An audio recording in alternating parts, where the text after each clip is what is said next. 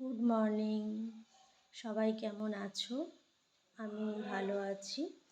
আর আজকে একটুখানি সকালেই আসলাম তোমাদের সাথে একটু কথা বলতে।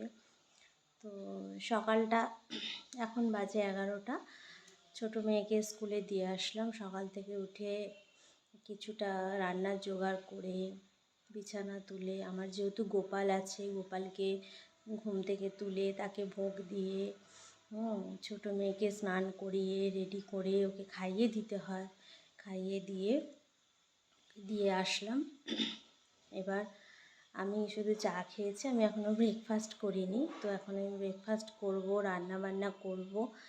করে আজকে শনিবার, ছোটো মেয়ের জন্য শিঙি মাছ করব।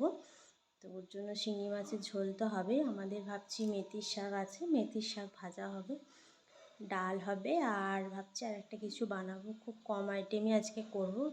শরীরটাও খুব খারাপ লাগছে, এত পরিশ্রম হয় সকাল থেকে, আমার প্রচণ্ড গা হাত পা ব্যথা করছে আজকে।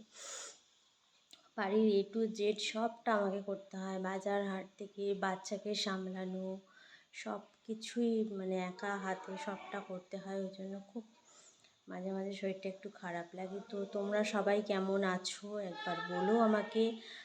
আর আমার ভিডিওগুলো যদি ইউটিউবে ভালো লেগে থাকে অবশ্যই একটা করে লাইক, কমেন্ট আর সাবস্ক্রাইব করে দিও চ্যানেলটাকে, তাহলে ভালো লাগবে।